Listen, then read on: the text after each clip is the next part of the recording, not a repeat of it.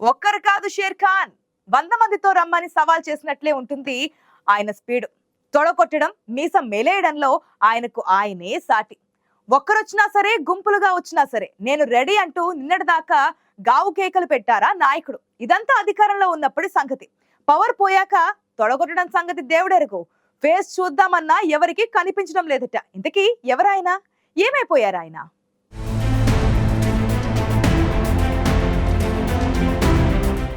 పవర్లో ఉన్నప్పుడు పట్టపగ్గాలు లేవాయనికి. ఫ్యూజులు పీకేయగానే చూద్దామన్నా ఎక్కడ చిన్న అలికిడైనా లేదు. అనిల్ కుమార్ యాదవ్ ఆ పేరు చెప్పగానే రాష్ట్రమంతా రీసౌండ్ వినిపించేది. చిన్న పెద్ద తేడా లేకుండా, గురువు బంధువు అనే మొహమాటాలేవీ లేకుండా, సొంత పార్టీ పక్క పార్టీ అన్న భేదం లేకుండా అందరినీ ఓ రేంజ్లో ఆడుకున్నారట అనిల్.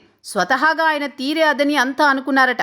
కానీ ఓటమి తర్వాత ఇప్పుడు అనిల్ కుమార్ యాదవ్ ఎక్కడా కనిపించకపోవడంతో ఓహో, ఇదంతా అధికారంతో వచ్చిన వాపే కానీ నిజమైన గ్రాఫ్ కాదంటూ నెల్లూరు వీధుల్లో మాజీ మంత్రిపై తెగ సటైర్లు వేస్తున్నారు రాజకీయ నాయకులు.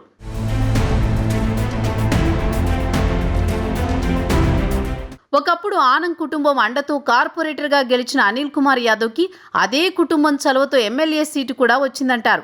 అప్పట్లో అనిల్ కుమార్ వెనుక కోటమిరెడ్డి శ్రీధర్ రెడ్డి, బాబాయ్ రూప్ కుమార్ ఉన్నారట. అయితే చివర్లో అనిల్ కాస్త తోకజాడించడంతో ఆనం వివేకాకు కోపం వచ్చిందట. దీంతో అనిల్ కుమార్ ఓటమి చవి చూడక తప్పలేదు. వైఎస్ రాజశేఖర్ రెడ్డి మరణం తర్వాత చాలా మందిని అదృష్టం తలుపు తట్టింది. అప్పటిదాకా రాజకీయంగా పెద్దగా గుర్తింపు లేనివారు కూడా ఎమ్మెల్యేలు, మంత్రులు కూడా అయ్యారు. అనిల్ కుమార్ యాదవ్ కూడా అలాగే అదృష్టం కలిసొచ్చింది. వైసీపీలో 2 సార్లు ఎమ్మెల్యేగా గెలిచిన అనిల్ కుమార్ జాక్పాట్ కొట్టినట్లు మంత్రి కూడా అయ్యారు. బీసీ కోటాలో అంత పెద్ద అవకాశం వస్తే పరిపక్వత చెందిన రాజకీయ నాయకుడిగా ఎదగాల్సింది పోయి అహంకారంతో విర్రవీగారని సొంత పార్టీ నేతలే చెవులు కొరుక్కున్నారు.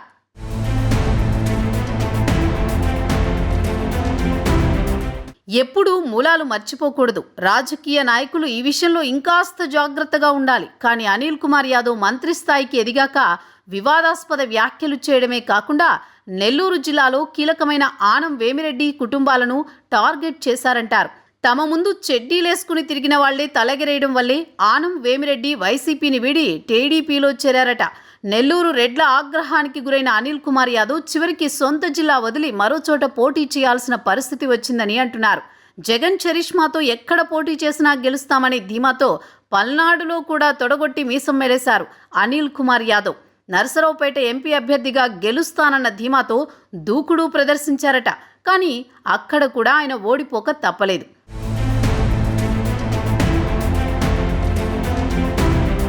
అనిల్ కుమార్ నెల్లూరు వదలాల్సి రావడానికి బలమైన కారణం లేకపోలేదు. మంత్రిగా ఉన్నప్పుడు ఆనం, కాకాణి, వేమిరెడ్డి లాంటి కుటుంబాలతో విభేదించడం ఒకెత్తైతే, రాజకీయంగా అండగా ఉన్న బాబాయ్ రూప్ కుమార్ను దూరం చేసుకోవడం అనిల్ చేసిన పెద్ద తప్పంటున్నారు విశ్లేషకులు.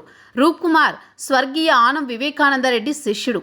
రాజకీయ ఎత్తుగళ్లు వేయడంలో దిట్ట. ఆనం వివేకాతో ఉంటూ నెల్లూరు రాజకీయాలను అణువణువు వంట పట్టించుకున్న నేత రూప్ కుమార్. అనిల్ కుమార్ యాదవ్ రాజకీయాల్లోకి రావడానికి, అంత బలమైన నాయకుడిగా ఎదగడానికి ఓ రకంగా రూప్ కుమార్ ఎత్తుగడలే కారణమంటారు. బాబాయ్ అబ్బాయి కాంబినేషన్లో విజయాలే తప్ప అపజయాలకు తావు లేదట. రూప్ కుమార్తో సఖ్యతగా ఉండుంటే అనిల్ అసలు నెల్లూరు వదిలి వెళ్లాల్సిన పరిస్థితి వచ్చేది కాదంటున్నారు నెల్లూరు నాయకులు.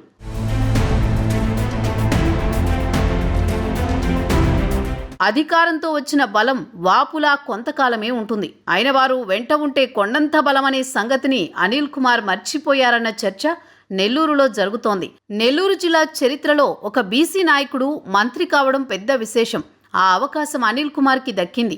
జిల్లాలో రెడ్ల శక్తి సామర్థ్యం తెలిసి కూడా అనిల్ కుమార్ నేల విడిచి సాము చేయడం వల్లే నెల్లూరుకు దూరమయ్యారనే టాక్ నడుస్తోంది. వాస్తవానికి అనిల్ కుమార్ యాదవ్ వ్యక్తిగతంగా మంచోడేనంటారు. పార్టీ అధిష్టానం ఒత్తిడి వల్ల, లేక కొంతమంది అనుభవం లేని వారి సలహాల వల్ల అలా జరిగి ఉండొచ్చని అంటున్నారు కొందరు నేతలు. అనిల్ కుమార్ లాంటి నాయకుడు నెల్లూరు రాజకీయాల్లో మళ్లీ కనిపించాలని కొందరు కోరుకుంటున్నా ఇప్పట్లో అది ఎంతవరకు సాధ్యమవుతుందన్నదే ప్రశ్న.